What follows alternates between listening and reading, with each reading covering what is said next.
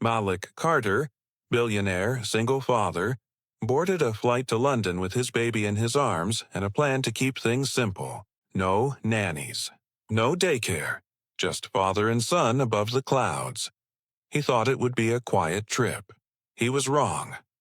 Halfway across the ocean, his baby's cries shattered the calm, turning first class into chaos. Malik, the man who could command boardrooms, couldn't calm his own child. Then an old woman in a blue cardigan stood up, carrying nothing but kindness. It had started like any other morning. At least it was supposed to. Malik had boarded the flight from New York to London with his son tucked carefully in his arms. He'd smiled politely at the flight attendants, nodded at a few familiar faces from business conferences, and settled into first class. The plan was simple. Noah would nap, Malik would review a few reports, and they'd land in time for the charity gala that night. But now, 3 hours into the flight, he was sweating through his designer shirt, rocking a screaming baby while strangers glared holes through him. A flight attendant crouched beside him. Her tone was sweet, but tight around the edges. "Mr. Carter, maybe he's hungry again. We already tried that. Perhaps a diaper change?" "Done. Twice." She forced a smile that didn't reach her eyes. Well, babies do cry. Malik wanted to disappear. He'd built companies worth billions, donated to hospitals, and funded schools. But none of that mattered right now. He'd give it all away for 5 minutes of silence, for his son to stop hurting. He leaned back, closing his eyes, feeling the weight of every judgmental stare. Then came the whisper from somewhere behind him. Calm, low, certain. "I think I can help." Malik turned. Walking up the aisle was a woman in her 70s, small and steady with silver hair and a blue cardigan that looked hand-knitted. She held onto the seats as the plane gently rocked. Her eyes were clear and kind, but there was something else there. The quiet confidence of someone who had already lived through 1,000 storms. The flight attendant stepped in front of her, voice sharp. "Ma'am, I'm sorry, first class is restricted." The woman didn't raise her voice. "I know, but that baby doesn't care about rules." "He needs help," a few passengers snickered. One man whispered, "What's she gonna do, sing him a hymn?" Malik looked up at her, torn between exhaustion and disbelief. "Ma'am, I appreciate it, but I don't think anyone can calm him right now." She smiled softly. "Maybe, but sometimes babies don't need fixing. They just need to feel someone's peace." The attendant frowned, glancing at Malik for permission. For a long second, no one moved. The baby wailed, tiny fists flailing in the air. Finally, Malik sighed. "All right, please. Try." The woman eased closer, lowering herself into the empty seat beside him. Her hands were gentle but sure. "What's his name?" "Noah," she nodded. "A strong name." Her voice was warm, like a Sunday morning. She reached out but paused, waiting for Malik's nod before she touched the child. When he gave it, she lifted Noah with practiced grace, one arm supporting the head, one hand resting lightly on his back. "There now, sweet boy," she murmured. "You're not lost. You're just a little scared." The cabin went quiet. Even the passengers who'd been complaining leaned in, pretending not to watch. The woman began to hum. Not a lullaby, not a song. More like a sound the heart recognizes before the brain can name it. Noah's cries softened, then hiccuped, then stopped. Just like that. The baby lay against her chest, eyes fluttering, his breathing slow and even, a miracle in motion. For a few moments, no one spoke. The businessman lowered his newspaper. The woman in pearls blinked. Even the flight attendant's face softened. Malik stared, stunned, as if the laws of nature had just changed in front of him. "How did you—" he started, his voice breaking. The old woman smiled, still rocking the baby gently. "Years and love. That's all." He exhaled, the first real breath he'd taken in hours. "Thank you," he whispered. Her eyes met his. "Don't thank me yet. You've got a beautiful boy there, but he's not crying for nothing." Malik frowned. "What do you mean?" She looked out the window at the endless stretch of clouds. Sometimes babies don't cry because they're hungry or tired. Sometimes they just feel what we're too proud to admit. Malik looked down at his sleeping son, the guilt heavy in his chest. He hadn't slept properly since the funeral. He hadn't even said her name aloud in weeks. Noah had been crying for both of them. For a long moment, Malik couldn't speak. The roar of the engines faded beneath the hum of the woman's voice. Noah slept peacefully in her arms, a tiny chest rising and falling against the soft blue of her cardigan. The woman rocked him gently, her wrinkled hands steady as stone. Around them, the first-class cabin had turned into something new. Quieter, smaller, like the world had shrunk to this single, tender moment. Malik finally found his voice. "How did you know what to do?" She smiled without looking up. "Babies are simple, son. They just don't lie. When they cry, they're telling you exactly what they feel." He frowned. And what was he feeling? She met his eyes then. Calm, piercing, kind. "Your grief." The words hit harder than turbulence. Malik leaned back, blinking fast. I don't know what you mean." "Oh, you do," she said softly. "You're trying to stay strong, aren't you? For him. For everyone." She looked down at Noah again. "But babies, they don't care about strength. They care about truth. If your heart's hurting, they'll feel it before you ever say a word." Her voice was warm but carried weight, the kind that only comes with time and loss. Malik's throat tightened. He wanted to argue, to push the words away, but deep down he knew she was right. Since the day his wife died, he'd been surviving, not living. Every meeting, every deal, every smile for the cameras, all of it just armor. Noah had lost his mother before he could even remember her. Malik had lost the only person who made him feel like more than a headline. Now the armor cracked, right there on the plane. He looked at the old woman again. "How do you know so much about pain?" Her eyes softened. "Because I've had my share." The flight attendant brought a glass of water, her tone gentler now. "Would you like something to drink, ma'am?" The woman smiled. "Just a napkin, please." She wiped the corner of Noah's mouth with care, then handed the baby back to Malik. "You see that?" she said. "He's calm now. But he'll stay that way only if you are." Malik took Noah carefully, feeling the baby's warmth seep into him like sunlight. "I've been trying so hard," he whispered. "I know."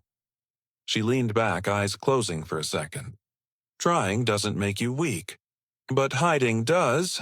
The baby stirred and made a small sigh, the kind that sounds like forgiveness. Malik smiled through the sting in his eyes. "You're good with words," the woman chuckled softly. "No, I'm good with people. Been around long enough to know we all break the same way." For the first time that flight, Malik laughed. It came out shaky, but real. "What's your name, ma'am?" "Evelyn. Evelyn." He repeated it like a secret. "Thank you. For everything." She waved a hand. "Oh, don't make it sound like I did something grand. You did the hard part. You let me help." That sentence sat with him. "You let me help." He realized how rarely he did that. How every room he walked into expected him to lead, not to lean. Evelyn looked out the window. The clouds were glowing orange in the sunset light, endless and soft. "You know," she said, "people think money can buy comfort. But sometimes, comfort just needs company." Malik nodded slowly. "You sound like you've been through a lot." "Oh, I have. Lost my husband 20 years ago. My daughter before that. Cancer." She said it with a steady tone, but Malik saw the flicker in her eyes, the memory still alive beneath the calm. "I spent years angry at the world," she continued. "Then one day, I saw a young mother crying in a grocery store because her baby wouldn't stop screaming. Everyone stared. I just held the little one till he fell asleep. That's when I realized, maybe life was giving me another way to love." Silence hung between them. Not awkward, but sacred. Malik looked at her, then at Noah. He felt something shift inside him. Not guilt this time, but gratitude. The woman's words wrapped around him like a blanket. He whispered, "You said babies feel what we hide. So, if I show him peace," Evelyn nodded, "he'll grow in it." He smiled, small but true. "And if I show him love?" Her eyes glimmered. "Then he'll never forget what it sounds like." The seatbelt sign chimed. The captain's voice came through, calm and crackly. "Ladies and gentlemen, we'll be starting our descent into London. Please fasten your seatbelts." Evelyn reached for her seatbelt and chuckled. "Looks like you two made it through your first storm together." Malik buckled up, his son resting quietly against his chest. "Yeah," he said softly. "And I didn't do it alone." As the plane dipped through golden clouds, Malik glanced sideways. Evelyn had closed her eyes, peaceful, like someone who'd finally delivered a message she'd been carrying for years. He whispered, almost to himself, "Thank you, Evelyn." And for the first time since he'd lost his wife, Malik Carter, billionaire, father, survivor, felt something he hadn't felt in a long, long time. Hope. The tires kissed the runway with a soft thud. London's skyline gleamed through the window. Rain clouds stretched thin like silver silk, and the city pulsed quietly below. Inside the cabin, people stirred. Phones powered on, belts clicked free. The chaos of arrival began. But for Malik, everything was still. Noah slept soundly against his chest, one tiny fist curled around the edge of Malik's tie. Evelyn sat beside them, calm as ever, her hands folded in her lap. The light from the window made her hair glow like a halo. Malik exhaled. It felt like the first real breath he'd taken in months. "You've got the magic touch," he said quietly. Evelyn smiled without opening her eyes. "No, son. You just needed someone to remind you it's okay to be human." The seatbelt sign went off. People rushed to the aisles, grabbing bags, muttering about connections, meetings, and missed drivers. Malik stayed seated. He didn't want to lose this quiet, this fragile peace floating between them. "Do you live in London?" he asked. Evelyn shook her head. "No, just visiting my sister. She's in a care home outside the city. Hasn't remembered my name in 3 years, but still smiles when I hold her hand. That's enough for me." Malik studied her face, the soft lines, the steady eyes. There was something sacred about her stillness, something rare. He wanted to say thank you again, but the words felt too small. The flight attendant approached, beaming now, her earlier irritation replaced by awe. "Sir, your baby's an angel now. And, ma'am, whatever you did, it worked wonders." Evelyn chuckled. "It wasn't me, sweetheart. It was time and tenderness. They fix more things than you'd think." Passengers filed out. Malik waited till the aisle cleared before standing. He gathered Noah's blanket, adjusting it around his shoulders. Evelyn rose too, slow but graceful, steadying herself on the seat. He turned to her. "May I at least walk you out?" "Of course," she said, smiling. They stepped into the jet bridge together. The air outside was cool, touched by London drizzle. People hurried past, pulling suitcases, shouting into phones. But Malik didn't rush. He looked down at his son, sleeping soundly. "You know," he said, "I used to think being strong meant never breaking." Evelyn glanced at him. "And now," he smiled faintly, "now I think it means letting people see you when you do." She patted his arm. "That's the truth right there." They reached the terminal. Malik's driver was waiting by the gate holding a sign that said Carter Foundation. Reporters often waited too. Cameras ready, questions sharp. But this time the gate was quiet. Just the sound of luggage wheels and soft airport chatter. Evelyn looked around, unsure which direction to go. "Do you need a ride?" Malik asked. "Oh no, dear. My niece is picking me up. I'll be just fine." But Malik hesitated. He didn't want to walk away. Something about her presence felt like a bridge. a connection between what he'd lost and what he could still be. He reached into his pocket, pulled out a sleek business card, and handed it to her. "If you ever need anything, anything at all, please call." Evelyn smiled, tucking it into her cardigan pocket. "Sweetheart, I've lived long enough to know the people who mean that don't need cards to prove it." She turned to leave, then paused. "You keep that boy close, Malik. He's your reason to look forward, not back," he nodded, his throat tight. "I will," a voice echoed through the terminal. "Evelyn!" A young woman waved from the other end, rushing toward them. She looked to be in her 30s, with freckles and bright eyes that mirrored Evelyn's kindness. "There's my girl," Evelyn said, her face lighting up. The two hugged tightly. The young woman looked at Malik and Noah, smiling wide. "Oh, you must be the gentleman from the flight. Grandma texted me. Said she met an angel and a billionaire baby." Evelyn laughed. "I said no such thing." The young woman grinned. "Close enough," Malik chuckled, adjusting Noah in his arms. "It's an honor to meet your grandmother. She's extraordinary." The young woman nodded. "I know." Evelyn reached out and brushed Noah's cheek with her thumb, the gesture tender and slow. "You'll be all right, little one," she whispered. "You've got your daddy's strength and your mama's spirit. Don't ever forget either." Malik felt the air shift again, that quiet electricity of truth. He wanted to ask how she knew, how she could see through him like that. But he didn't have to. She just knew. Evelyn gave a final smile, the kind that stays with you long after goodbye. "Take care, Mr. Carter. Remember, the world doesn't need another man who hides behind success. It needs one who leads with heart." And with that, she turned and walked away, blue cardigan swaying, her hand tucked into her granddaughter's arm. Malik stood there for a long moment, watching her disappear into the crowd. Noah stirred and opened his eyes. Blinking at the lights, Malik smiled down at him. "She's right, you know," he whispered. "We're going to do this differently from now on." The baby gurgled, a soft, sleepy sound, and reached for his father's face. Malik pressed his forehead to his son's and closed his eyes. Outside, London rain began to fall.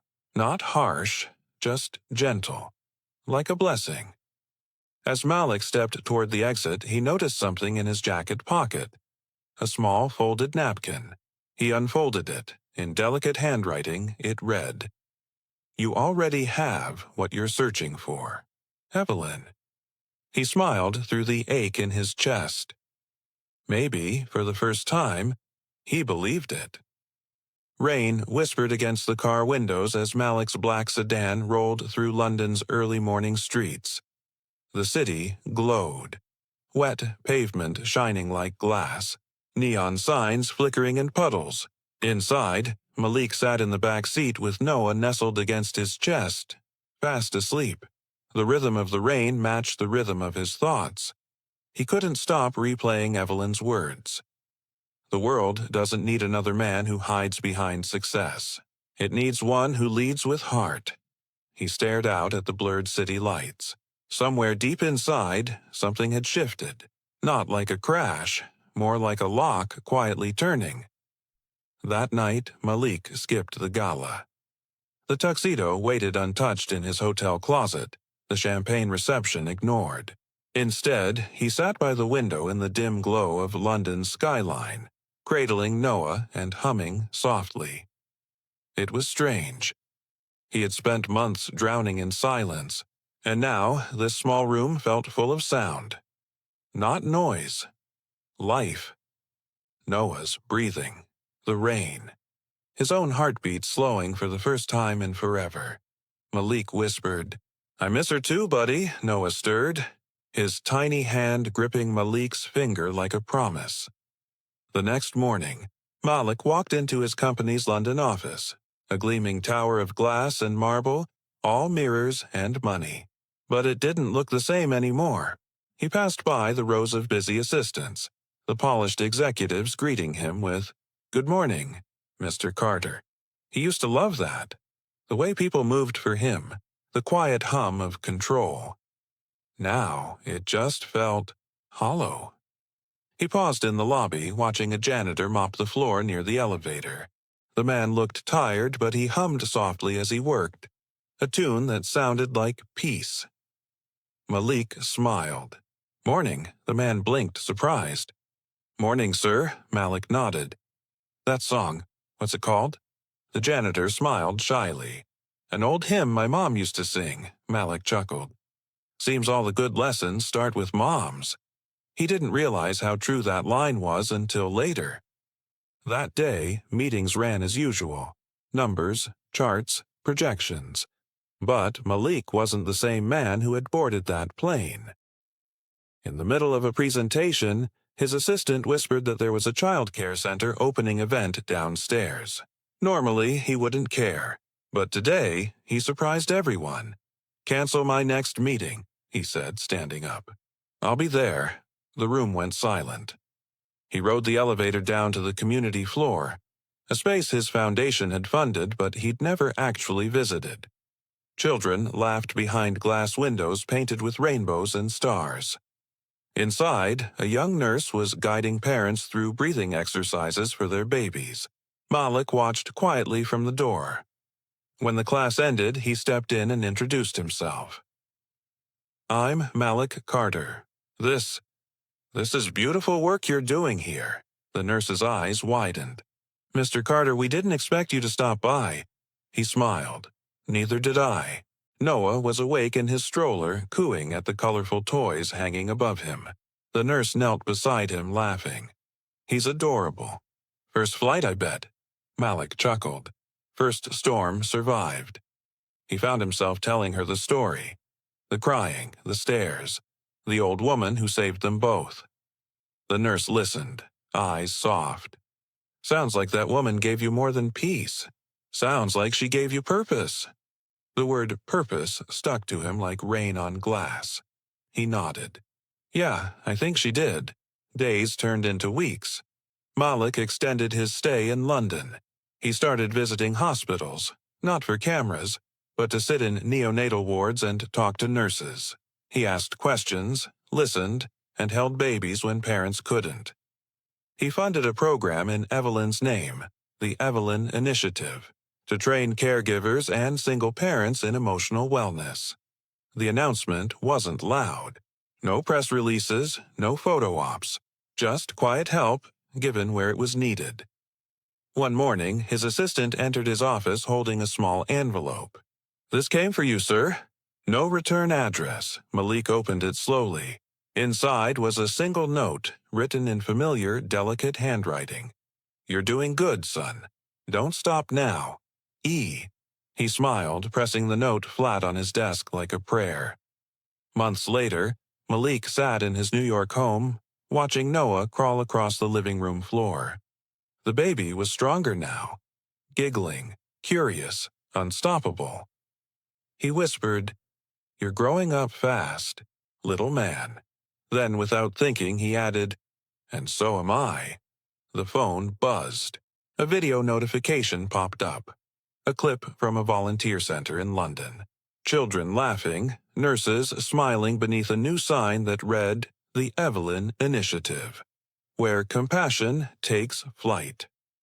Malik's eyes burned. He whispered, "She really did teach me how to fly." That night, he put Noah to bed and stepped out onto the balcony. The city glittered beneath a purple sky. He thought of Evelyn. Her steady hands, her calm voice, her eyes that saw right through pain and straight into truth. He whispered into the quiet, "I hope you know, Evelyn. We're okay now." Somewhere in the distance, thunder rolled soft as laughter, and Malik smiled. Because maybe, just maybe, that was her way of saying she already knew. The auditorium shimmered beneath soft, golden lights. Rows of seats filled with journalists, donors, and students, all waiting for the keynote speaker of the evening. A banner stretched across the stage. The Evelyn Initiative. 1 year of changing lives.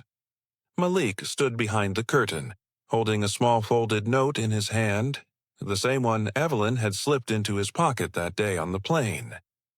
"You already have what you're searching for. He smiled, tucked it into his jacket, and stepped onto the stage. The applause rose like a wave, not thunderous, but warm. He wasn't just the billionaire founder tonight. He was something else now. A father, a healer, a man who had learned how to listen. He began softly. Exactly a year ago, I boarded a flight from New York to London with my baby boy, and a heart full of silence. Laughter rippled gently through the crowd, the kind of laughter that says we understand. He continued. My son cried for hours that day. Nothing worked. Not bottles, not music, not money. But then, an elderly woman from the back of the plane stood up.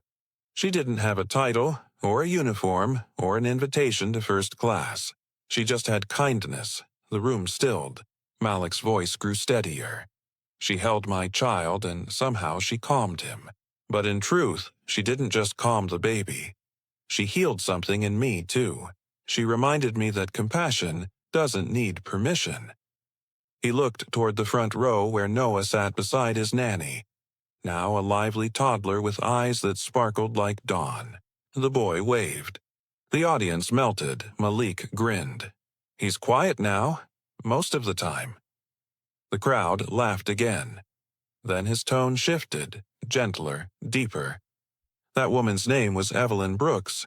She didn't know she was changing my life. She was just doing what came naturally. Helping. That moment taught me something I'll never forget. Success means nothing if it doesn't lift someone else.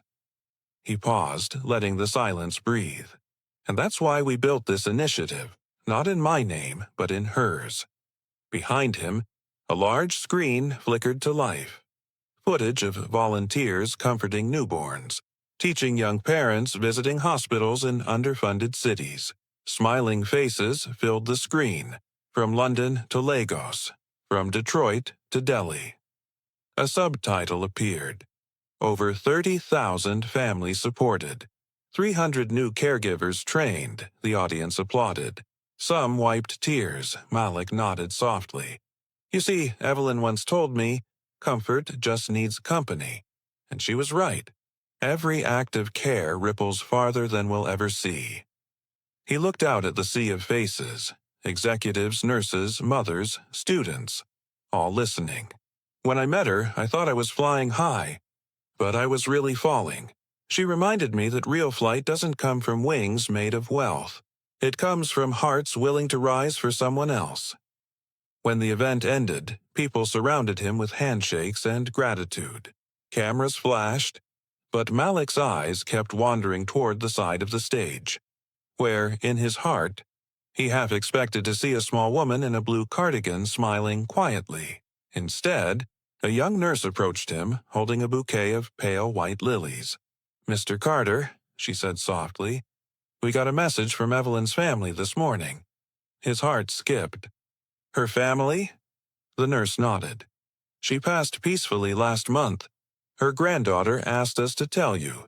She was proud of you. She kept your card by her bedside till the very end. Malik blinked fast, the world blurring for a moment. He took the flowers gently, his throat tightening. She gave me everything, he whispered. And I never even got to say goodbye. The nurse smiled through her tears. She didn't need goodbye. She saw what you did. That was your thank you. Later that night, after the crowd was gone and the stage lights dimmed, Malik walked outside to the balcony overlooking the city. The air was cool, full of night and memory. London stretched beneath him. Endless, alive. He unfolded Evelyn's note one more time. The edges were worn, but the ink was still clear. You already have what you're searching for. He smiled through tears. I do now, Evelyn, he whispered, because you showed me where to look. He looked up at the stars, his voice barely a breath. Rest easy, my friend. We'll keep your light shining. Inside, Noah stirred awake in his stroller, giggling softly. Malik leaned down, lifted him into his arms, and whispered, You ready, little man? Time to go home. As they stepped out into the night, a soft breeze lifted the edge of the banner behind them. The Evelyn Initiative. where compassion takes flight. And for one fleeting moment, Malik swore he heard her voice again, gentle, amused, proud, whispering through the wind above the city. "Told you, son. You already had it in you all along.